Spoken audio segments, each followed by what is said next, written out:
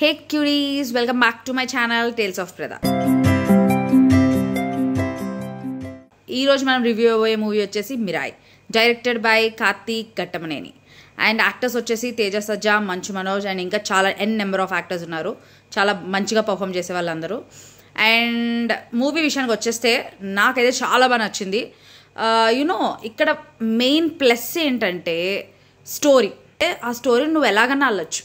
అశోకుడి దగ్గర ఉండే 9 బుక్స్, ఆ బుక్స్ ద్వారా తిరిగే స్టోరీ. వీళ్ళు ఎగ్జిక్యూషన్ వైజ్ టాప్ నాచ్గా చేశారు. అంటే మనకి ఎక్కడ బోర్ కొట్టించకుండా అండ్ మధ్యలో కామెడీ ఎలిమెంట్స్ కూడా పెట్టారు. మన గెటప్ సీను ఇలా కొంతమందిని పెట్టారు. అవి చాలా చోట్ల మనకు కొంచెం రిలీఫ్గా అనిపిస్తాయి. మెయిన్ ఎలిమెంట్ అయిన మిరాయ్ గురించి చెప్పాలంటే, వాట్ ఈజ్ మిరాయ్? మిరాయ్ అంటే ఇట్స్ ఎ స్టిక్. ఓకే, నేను ప్రాపర్గా చెప్పట్లేదు దాని గురించి, మీరు థియేటర్కి వెళ్ళి చూడండి. It's a stick. అది రాములు వారు యూజ్ చేసింది. దాని జస్టిఫికేషన్ వీళ్ళు బాగా ఇచ్చారు.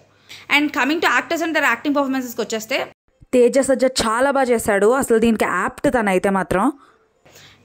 మంచు మనోజ్ గారికి ఇది చాలా పెద్ద కంబ్యాక్ ఇచ్చిన మూవీ కూడా. ఎందుకంటే అది ఆల్రెడీ హిట్ అయిపోయింది మిరాయ్ అనే మూవీ, అందరికీ తెలిసిందే. ఆయనది బ్లాక్ స్వార్డ్. అండ్ అది కూడా మంచిగా ఎగ్జిక్యూట్ చేశారు. దానికి కూడా ఒక బ్యాక్ స్టోరీ ఉంటుంది. అండ్ కమింగ్ టు శ్రేయ గారి పోర్షన్ చాలా బాగుండింది. అండ్ చాలా మెయిన్ పోర్షన్ కూడా. అండ్ సెకండ్ హాఫ్లో కొన్ని ఎలిమెంట్స్ వస్తాయి. మనకి జేజమ్మ మూవీలో ఒక సీన్, మన అనుష్క గారు ఏదైతే ఒక సీన్ చేస్తారో అది కొంచెం రీక్రియేట్ చేసినట్టు అనిపించింది. చాలా బాగుంది ఆ సీన్ అయితే. అండ్ మన హీరోయిన్ కూడా బాగా చేసింది. తను కూడా తనకి ఇచ్చిన పోర్షన్ వైజ్ తను బాగా చేసింది. యాక్చువల్లీ ఇక్కడ అందరి పోర్షన్స్కి న్యాయం చేసినట్టు అనిపించింది. అండ్ వన్ మోర్ థింగ్ చెప్పాలంటే, only TFI can pull mythological movies. అలా పుల్ చేసిన ప్రతిసారి ఎప్పుడైతే TFI డివోషనల్ ప్లస్ సైన్స్ని ఎప్పుడైతే కలిపిందో అది బొమ్మ బ్లాక్ బస్టరే అవుతుంది. దానికి నెంబర్ ఆఫ్ ఎగ్జాంపుల్స్ ఉన్నాయి. లైక్ ఫర్ ఎగ్జాంపుల్ హనుమాన్, కల్కి, నవ్ మిరాయ్, ఇంకా చాలా ఉన్నాయి. అండ్ VFX కూడా ఎక్కువ లేవు అన్నారు కదా. ఉన్న చోట్ల అయితే మాత్రం చాలా బాగున్నాయి. కొన్ని సీక్వెన్సెస్ ఉన్నాయి, యాక్షన్ సీక్వెన్స్, అవి చాలా బాగున్నాయి.